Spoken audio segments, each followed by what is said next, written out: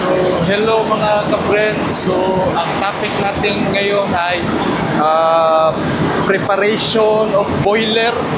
So, mag-prepare ng boiler. So, first, linisan mo na yung mga filters. So, yung filters nandyan sa heater at saka sa pump side. Nandyan. Yung boiler yung boiler pala namin ay oil-fired boiler Aalborg. So dito nalinisan ko na yung filter. So may filter pa dito sa baba. Ito. So yan yung lilinisan ko at saka yung nozzle. Yung nozzle na sa loob ng burner. So swing type to yung burner namin. So swing lang. So first, so nakapara na yung namin fuel transfer pump. Nakapara na. So normal nakapara yung burner, lahat para yun. Oil low pressure kasi nakapara yung oil pump. So first, unahin ko muna yung heater side na filter. So dito, heater side.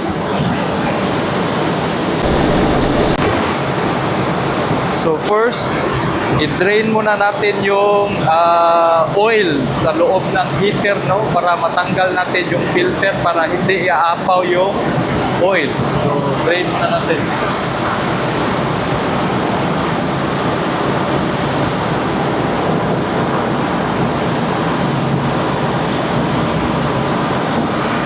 Ayan. Drain na yan. Drain muna natin yung oil. Next, dahan-dahan buksan para ma-release yung air, tapos may napasok na para lalakas yung oil na mag-drain.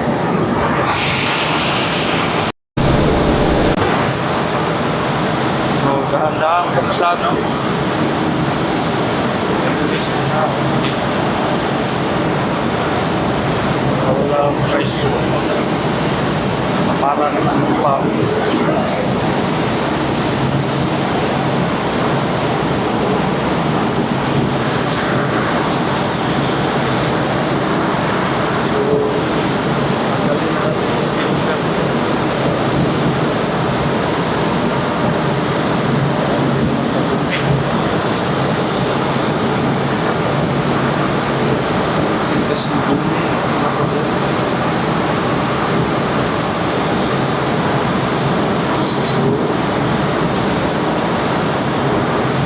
Close mo na yung drain.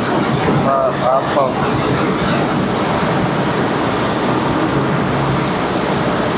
Hindi man kasing dumi mga kablen. So, linisan na natin lagyan ng diesel, gas, air. Linisan ko muna.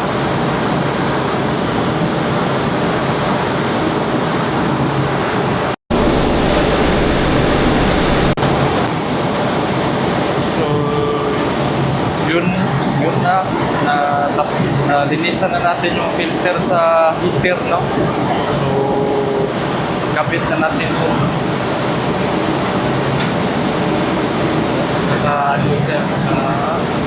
Hindi siya bumubog. Tight. Bumubig.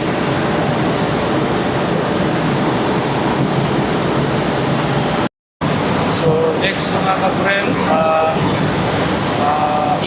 swing out natin yung burner para tatanggalin yung nozzle at saka i-clean.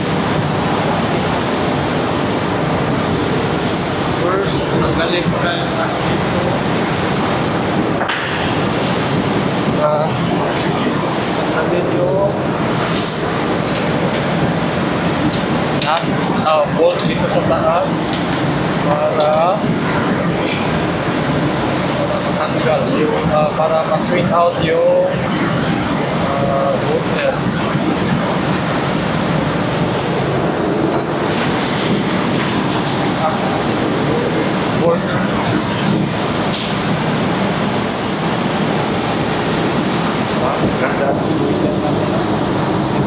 naka-vlog, yung iba tatanggalin talaga buo.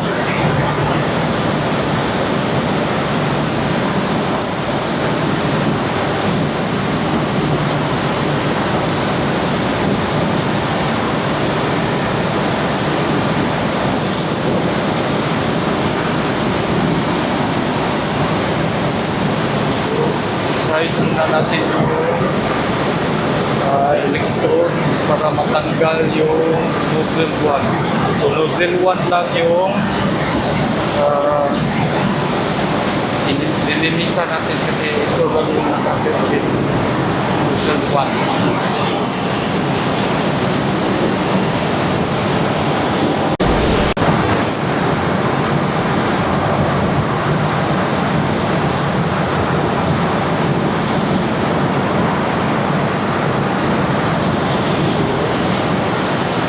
Tanggalin na natin yung buhat para linisan.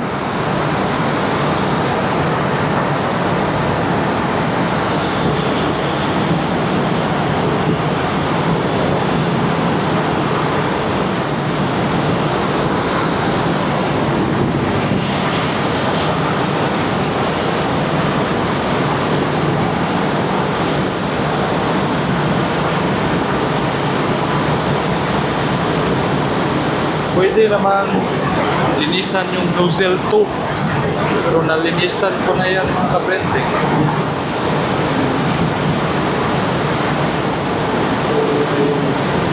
Nozzle sa boiler, no? Yung filter niya.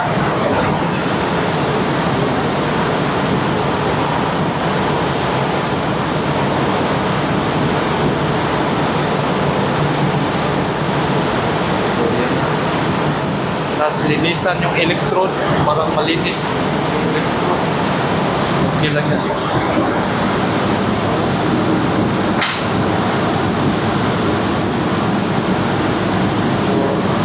Tatanggalin natin yung filter niya. Kuha muna tayo ng Allen key.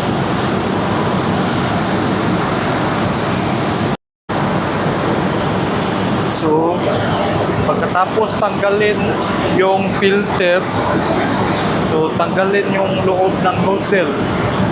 May lock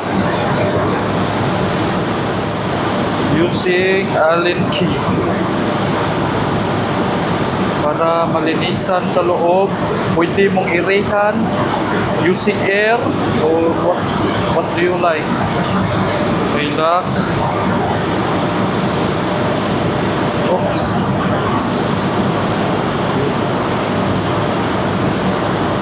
At saka yung nozzle niya. Maliit ito. So ito yung nozzle niya, no? So malinis naman. So yung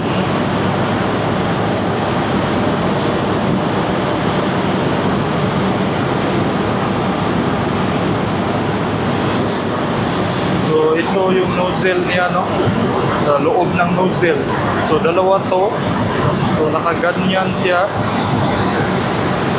Nakaganyan siya.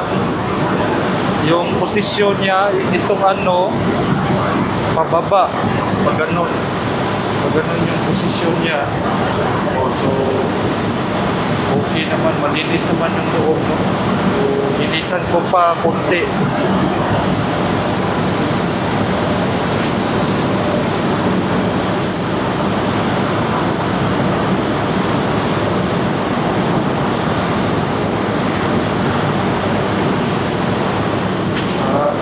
Bugahan ng ere. Bugahan ng ere.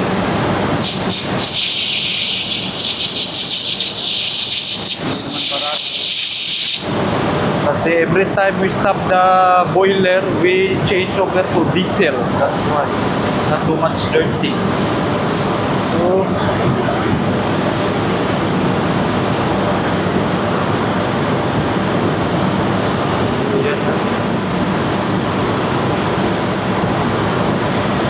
ilagay na natin po, no? So pag ganito siya yung style, tapos lagay yung lock niya, tapos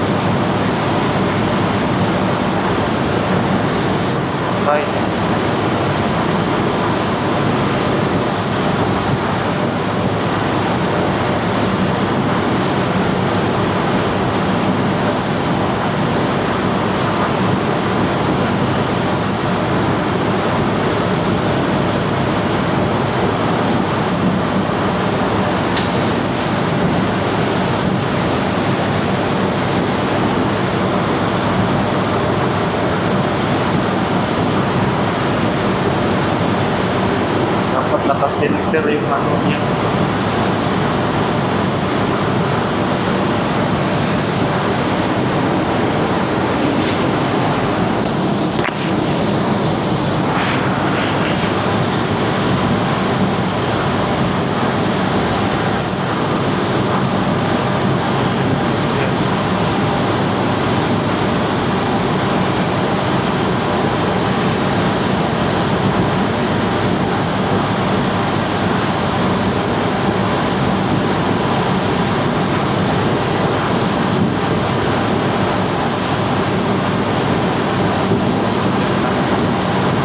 Doon, naka-center na yung parang pin niya. Lock.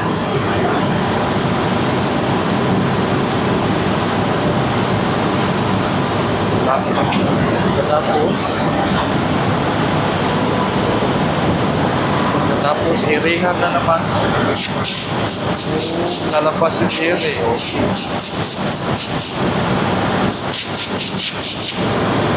Next, irihan yung ano, yung filter. And next, ikabit na doon sa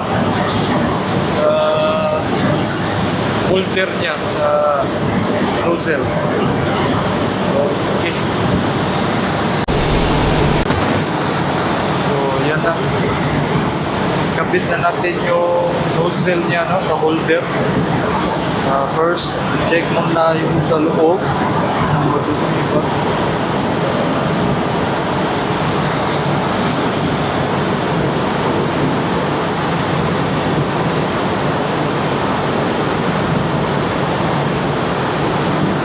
Tight na natin.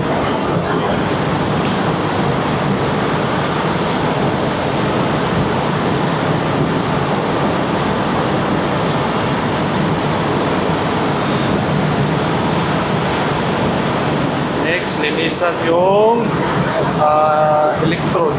Electrode. Electrode.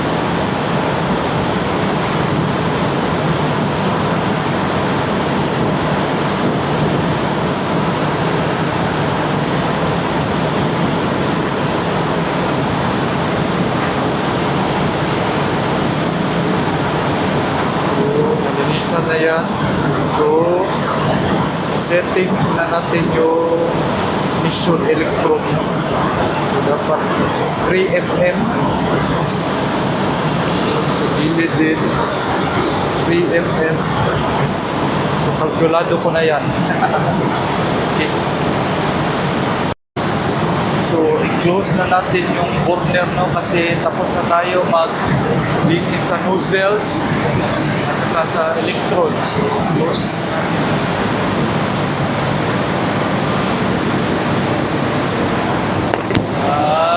Close. Tapos.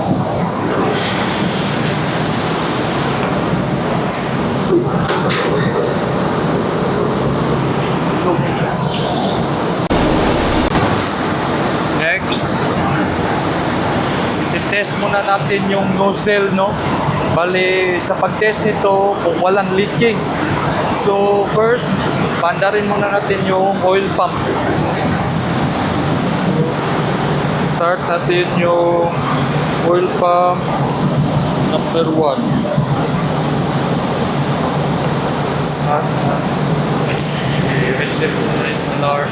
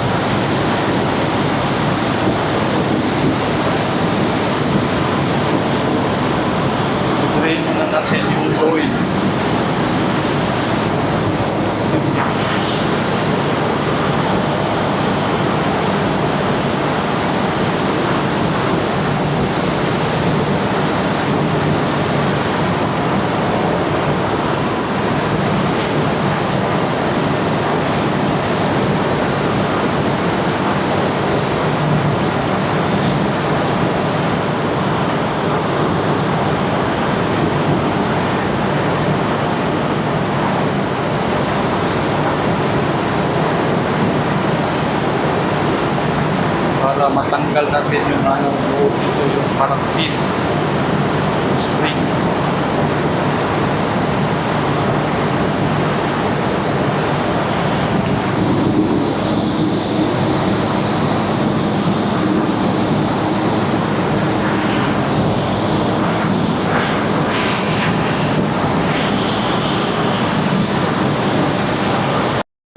So, yung next na lilinisan natin yung flame eye. So, ito yung flame eye.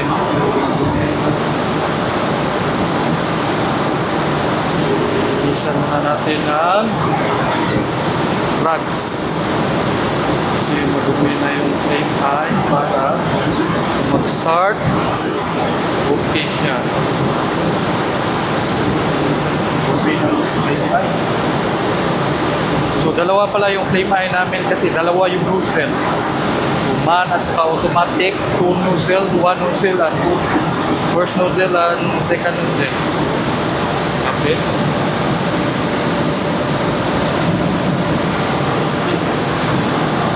So, next,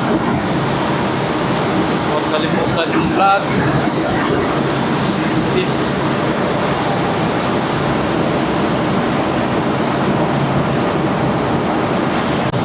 So, next step, iti-test natin yung boiler, no? So, first, burner operation mode to man motor. So, nag-start na yung burner motor. So, we will purge for 2 minutes. So, 2:35. So, we can ignite and then put into nozzle 1. So we will wait first for 2 minutes for purging the boiler. So it's almost 2 minutes purging the boiler. So first, we are on diesel mode. Burner motor sa tinted lang. In manual operation also. So first, after I put into ignition, I will wait for 5 seconds to put into nozzle 1 so it can flame. So it will be flame on.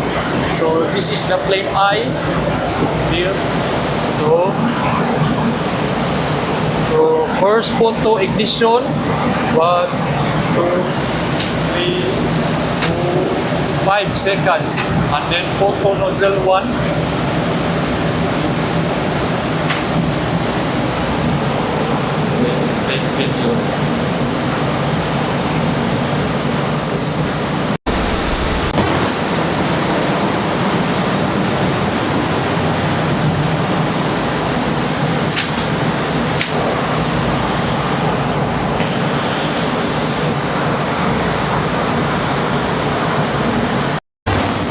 So it is almost 2 minutes already. So first, before starting to ignition, we will on the ignition transformer side of the burner. You can on this one before igniting.